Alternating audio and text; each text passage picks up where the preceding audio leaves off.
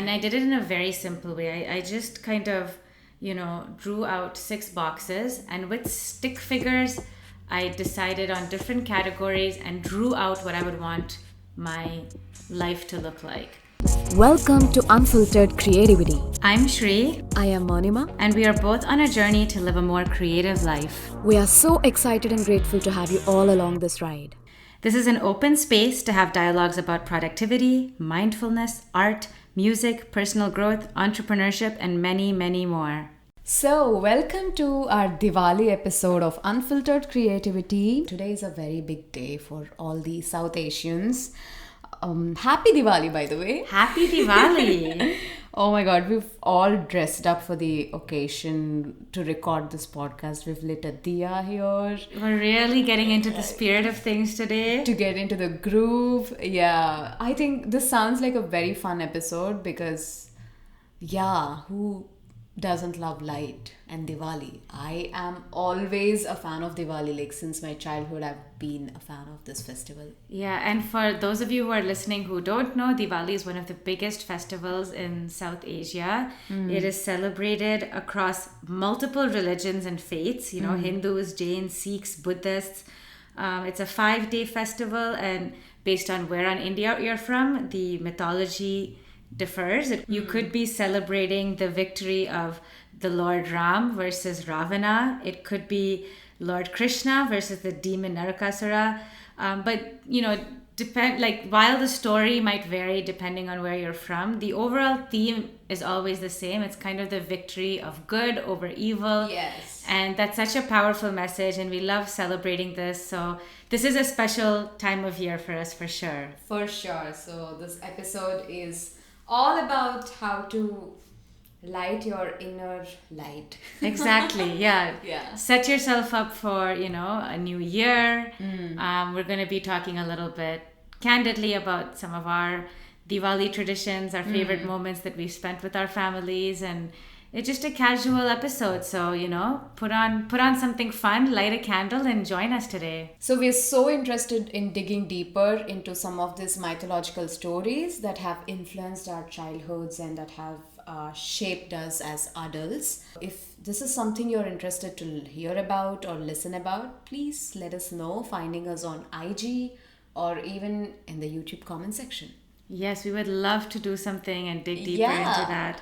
That's interesting. So Mounima, why don't you tell us a little bit about how you celebrated Diwali? You got to grow up with Diwali in India. Childhood, when I was a kid, when I was going to the school, it's all about firing the crackers. Apart from that, I think it's always having a tradition. It's a tradition to get new clothes. It's also a tradition to decorate the house and clean the house a week before the Diwali, week started. Like my mom used to clean every nook and corner of the entire house. It's very hectic, and she used to drag me also into that to do it's some like stuff. the Indian spring cleaning. Exactly. Oh, yeah, the spring cleaning, you call it here, right? Yeah. And there's always food. There was some pre-cooked food or snacks, and on the day of Diwali also there's lot of sweets and food. There was distribution of sweets between neighbors and us and with families, Every Diwali, our entire family, like my family, my Masi's family, we made it a point to be in the same place and spend the day together. So I had my cousins come over, and it's just a lovely day for sure. And I'll definitely miss it this year. I think now I do not get very excited about firing the crackers because I've learned a lot about the pollution and the climate change thing that goes on now. I'm not an advocate of that anymore right now. Most important thing or a personal thing for me is decorating the house with diyas. I think I absolutely love that task. It's always my responsibility every year. It's funny how despite how far apart we grew up, our Diwalis do sound pretty similar. Yeah. Except for the fact that we didn't get a holiday on our Diwali. So often to do our Diwali morning, we would wake up and we don't fire crackers anymore as a family. some family members enjoy it, so it often becomes a part of the celebrations. Yeah. But yeah, for the same reason as you, I personally do not advocate for anything that's going to cause additional pollution. Yeah. But yeah, we wake up early, we wear new clothes, we have a decorated and clean house, you know, we light the diyas, and we usually do the little sparklers, like the kind that people put on their birthday cakes. Yeah. Just to signify the light, and tons of food and snacks and sweets. And we also do the kind of snack exchange. Yeah. So everyone's making their own little tray of snacks, and we drop it off to family, and they drop off snacks, and it's like this really nice, you know, excuse to meet everyone. And because Diwali often falls on a working day, we usually celebrate whatever the closest weekend is. We have a big family Diwali party, so everybody gets together, and you know, we have some nice dinner and music, and it's a really nice time. Sounds fun. Yeah. Do you do anything, you know, religious for Diwali? I am a religious person for a bit, so usually just take some time to go into my puja mandir and light a diya and, you know, hum something nice and pray to the goddess Lakshmi, because I love her so much. Yeah, Who doesn't love goddess Lakshmi? She really is a powerful, multifaceted woman, isn't she? Yes. Everyone's behind her. Yeah, for sure. Yeah, so that's the only thing I do. Even in the evening before doing the diya ritual every year, I do freshen up for a bit, and again, you know, light a diya, pray to her, and then, you know, decorate my house with diyas. But my mom, she does a full-fledged, full flow of Lakshmi Puja in the evening. Nice. I think that's pretty much a common or a commonality between all the Indian households. They do worship the vehicle they have. Interesting. Yeah. I've never heard of this. Yeah, they clean the vehicle and they do some puja to the vehicle. I don't really know the significance of doing this, but it's called Vahana Puja. Some people do it on Diwali day, and some people do it during Sankranti also, the 3 days of Sankranti in January. Interesting. So it depends. It depends on their ritual, but there are people who do it on Diwali, and businesses, all small shop owners and sweet shop owners and every business, they usually do not choose to close or take a holiday on Diwali day, because that's when they're open for at least 3 to 4 hours in the evening after they do their puja and light the diyas. It's like a sentimental thing that money is going to come in and it's going to be a prosperous year for the rest of the year. That makes sense, because I know that one of the forms of Lakshmi is the goddess of wealth. So I wonder if that's kind of that significance of, you know. That's what I meant. Everybody's behind her. Yeah. Everybody's behind the money. And actually my name, Srinati, means Dhanalakshmi, the goddess of wealth. Yeah. Oh. So. Yeah, Srinithi. Nithi is wealth. Yeah. Interesting. Yeah. So, no, but like, I think for me personally, in my family, the religious piece, the traditional Lakshmi Puja isn't there. So in my family, we do some, you know, prayer to God. We light a diya and do something small. But personally, in my own personal life, I don't really do, you know, that type of puja or prayer on my own. I know my husband really likes to do it, so sometimes I'll join him. But personally, I'm much more interested in, you know, the significance, the philosophy, like those things interest me. So even if I am lighting a candle, I always like to understand, okay, what's the, you know, the goal for today? Why am I lighting the candle? And I like to just be mindful of the intent. So I'm doing that mindfully. But yeah, that the prayer piece definitely is not something that I do on my own. Yeah.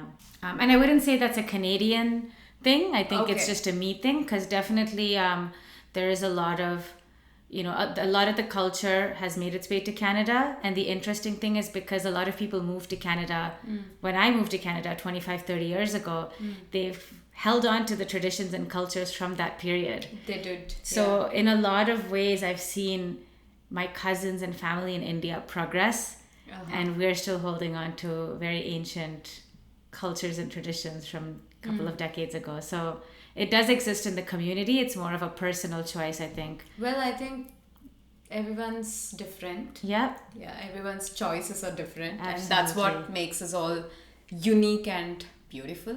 Yeah. Yeah. Cool. And live and let live. My favorite thing to do is decorating my home with diyas. What is your favorite thing to do?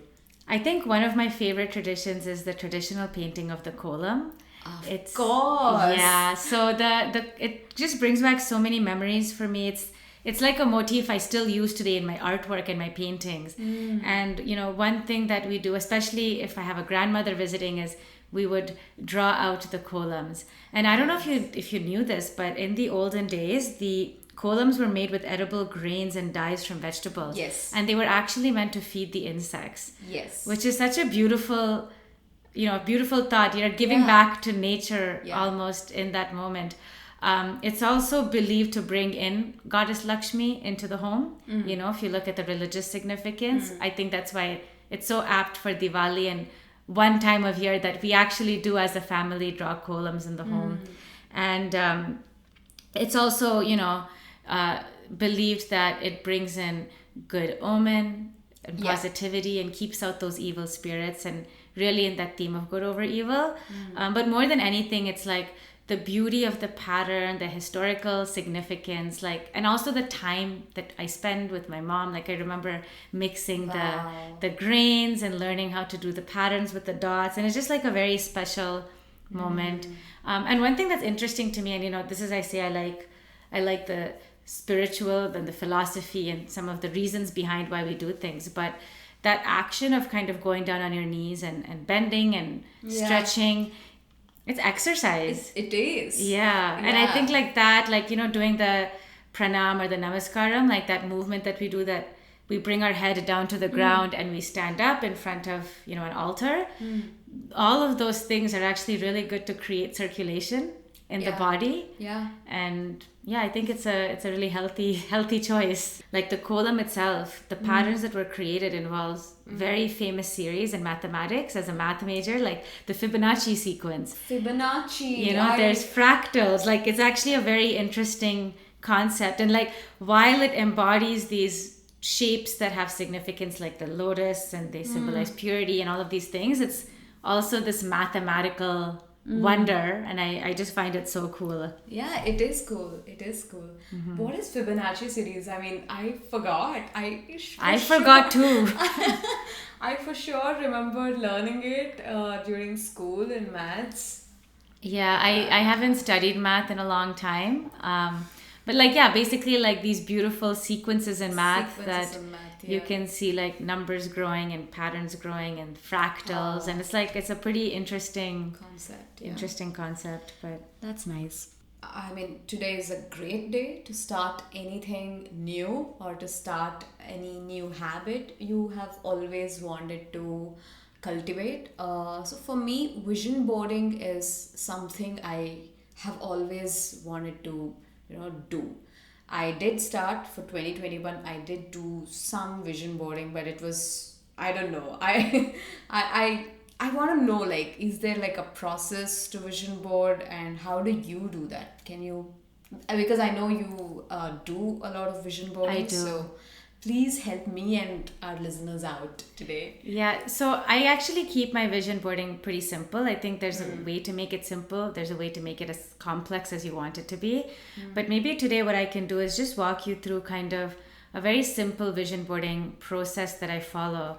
And for me, vision boarding has been very successful. I started this a few years ago, and I did it in a very simple way. I just kind of drew out 6 boxes, and with stick figures, I decided on different categories and drew out what I would want my life to look like. Okay. And I forgot about it. I did this 3 years ago. I completely forgot about it until the next New Year, which was 2 years ago, New Year, right before 2020. And I opened up my journal where I do my vision boarding, and I looked at my 6 squares, and all of those things had come true. Oh my God. And I think it was crazy because I wasn't consciously thinking about my vision board. I didn't put it out on display. I didn't cut fancy magazine clippings and make it an art piece. It was super simple. But I think what it does, like similar to what we talked about last week, right? When we talk about affirmations, is when you put something on paper, when you put it out in the world, you are subconsciously making small little decisions to get you to where you want to be. So you don't do all this stuff generally people do in the name of vision boarding, like getting a big chart and cutting out magazines, clippings from magazines and figures or pictures and just putting them all together like a piece of art, as you said. You don't do that. Personally, no. Like I think that's what I said, right? Like it really can be as complex as you want it to be. If you want your vision board to be on your wall like a piece of art, then go for it. Like whatever you need to do. But for me, I like to do journaling. I like to do goal setting. And I want to keep it as simple as possible. Yeah. For myself, because I know that's something I can keep up. I can do it again next year. I don't have to find a lot of motivation. I don't need 6 hours, right? Like I just have to think about it and write it down, and it's as simple as that. So I create little templates for myself, and I have these templates that I use as a guide.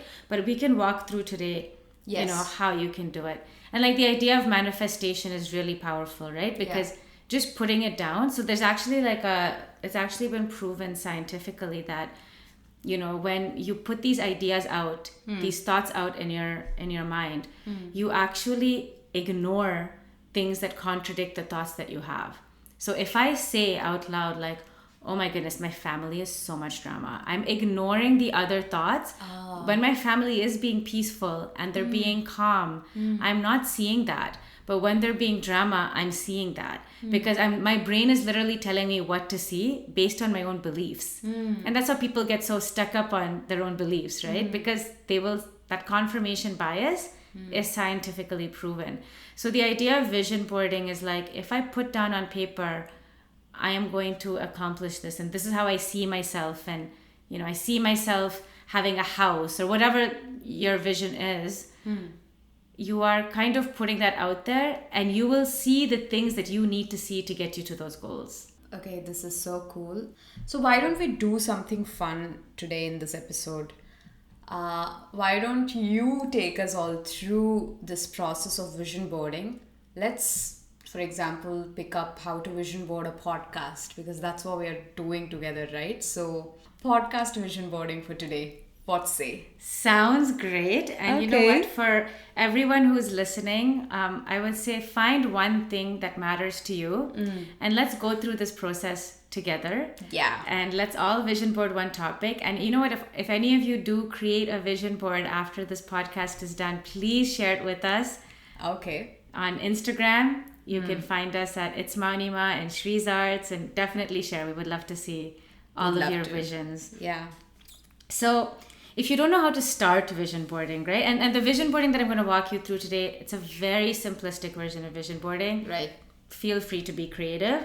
Okay. But I think the most important thing to do is to come up with a few important categories that matter to you. Yeah. It could be your family. It could be, your finances. It could be your business, your work. Personal growth. Yeah, personal growth. Whatever is important. It could be a yoga pose you really want to hit next year. A headstand. Right? You want to do a headstand next year, draw yourself in a head. So think about those important things that you do in your life that matter to you.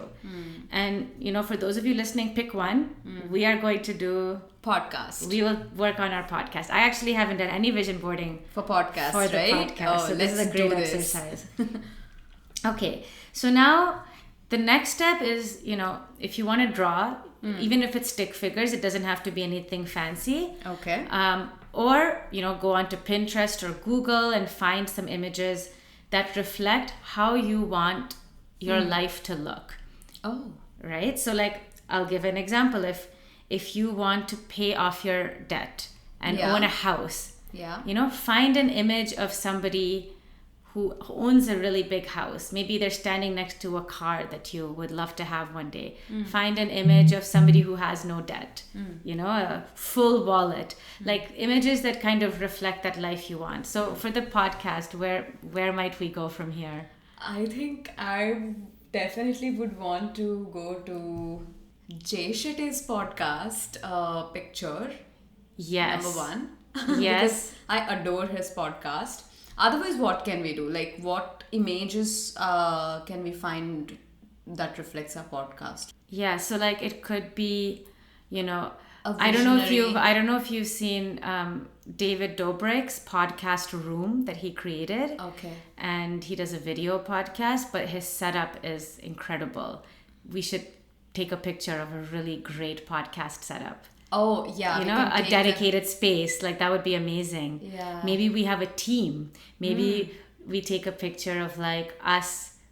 We put our faces and a whole team. We have a bunch of people who do editing and recording and all of that. It's research. Yeah. And also, we have pictures with the guests. Of course. that come on our episodes. Who's your dream guest that you want a picture of? Oh my god. Did you just ask me that? Okay. Like, it can be anyone, right? Anyone. Like, with the vision board, I think there's two, like, I would even say maybe two pictures, right? One, dream big blue skies. Like, Hrithik Roshan is going Michelle Obama. Michelle Obama is going to come and talk about her next book on our podcast. Oh, yes. Yeah. And then also do something maybe that's a little bit attainable, right? And like a midterm goal. Maybe it's a really big influencer in the South Asian creative community. For sure. That reflects our brand and our values. That maybe through 3 or 4 degrees of separation, we can actually attain. Yeah. So who would that be for you?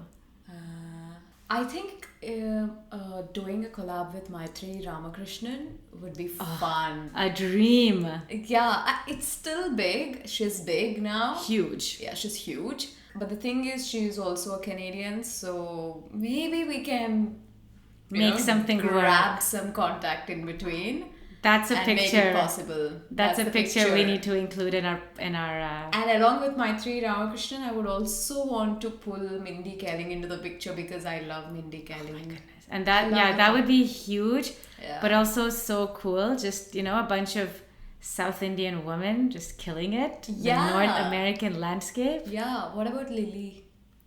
Lily Singh is a possibility. Why not? And she's also local from Ontario, GTA. She is. That's why I said. And I actually have common friends with Lily Singh. Oh my god, we are totally working on this for the second season. Let's put some pictures out there. And you know what? We are saying it out loud here.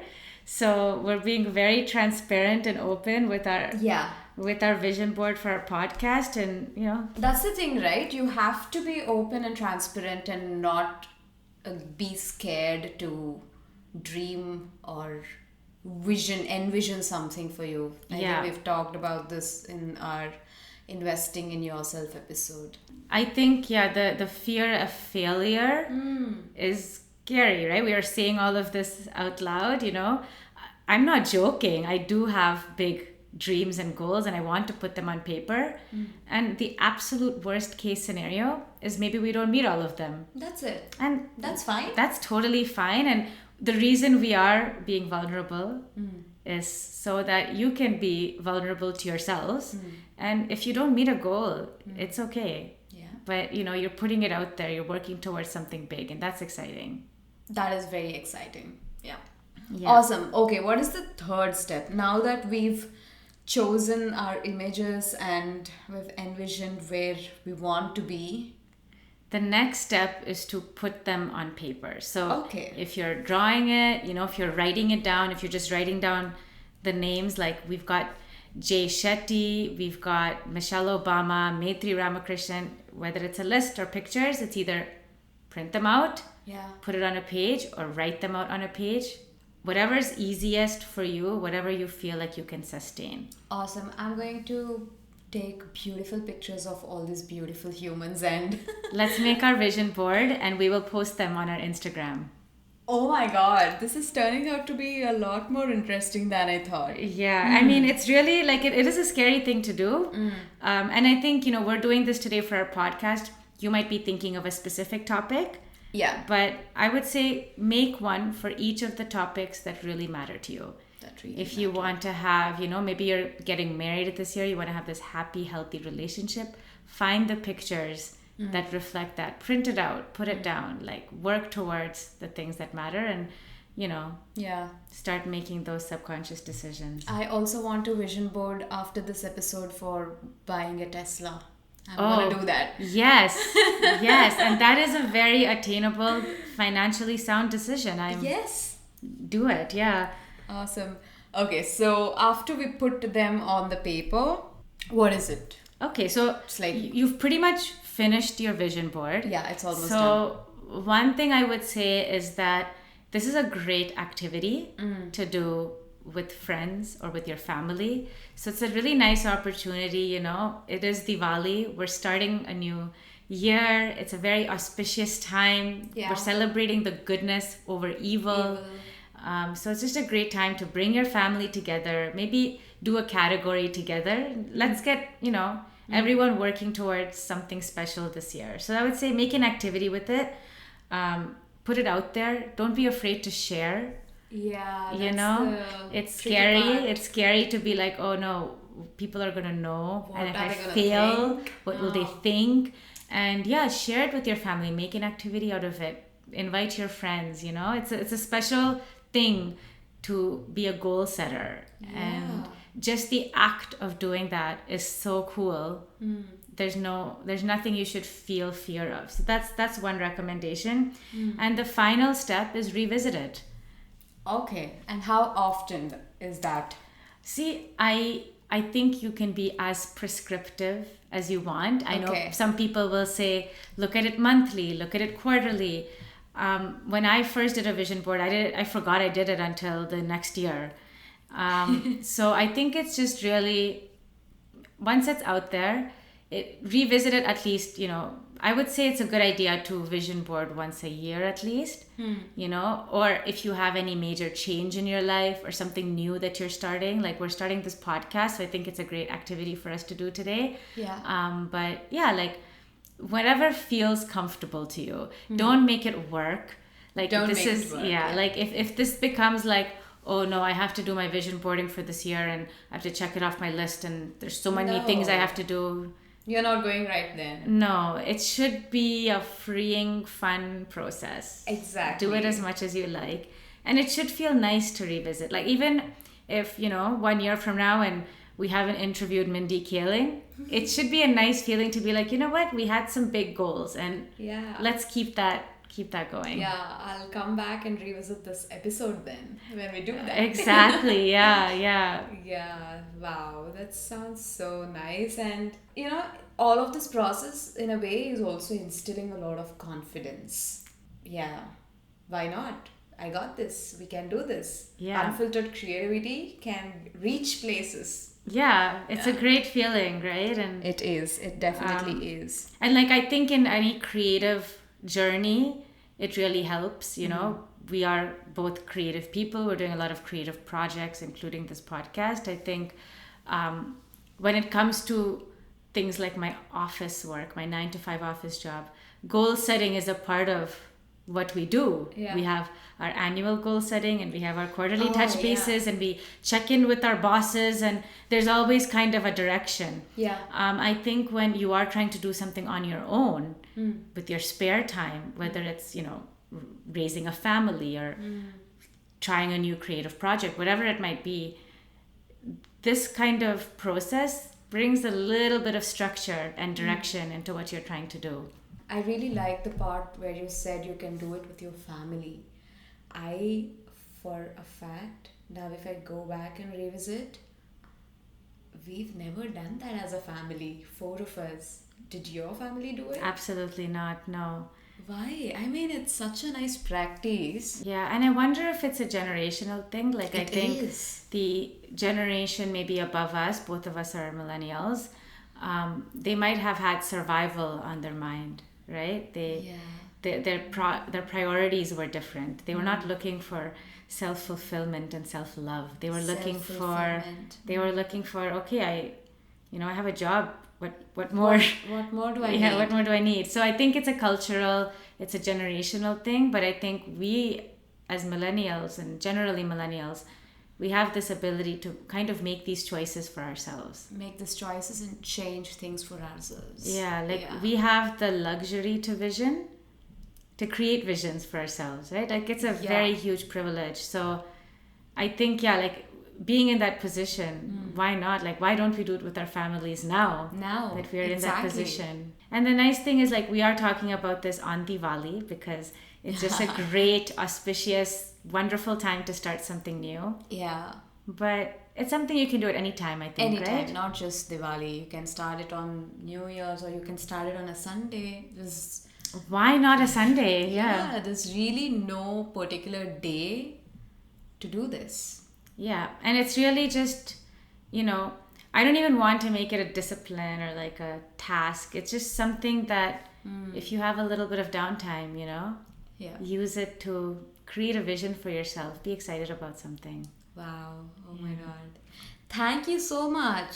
I learned really cool things about vision boarding today, I guess. And I absolutely love that we've done our podcast vision boarding on the episode. Like, I'm excited. So candidly. So candid. I think we should put this on paper for sure. For sure. We have to do that after this episode. 100%. So, to wrap this up, the significance of Diwali is celebration of good over evil. We all know that. And this is the time to celebrate the good over evil within all of us, within you, within me, within every one of us. So we all have good and bad in us, and we need to make the conscious choice to let the good win, because bad can, totally take over. Yeah, that's the word I was looking for. So vision boarding is a great way to start being more mindful about that good and bad battle. So, we wish you all a very happy Diwali. We wish you a very happy Diwali. As always, you know where to find us on Instagram, Mounima at It's Mounima. And me at Shree's Arts. You can find us on YouTube. Please leave a comment for us. Let us know what you want to hear more of. And you can also find us everywhere where you listen to a podcast. Thank you so much, and we will see you next week. Yes. Bye-bye. Bye.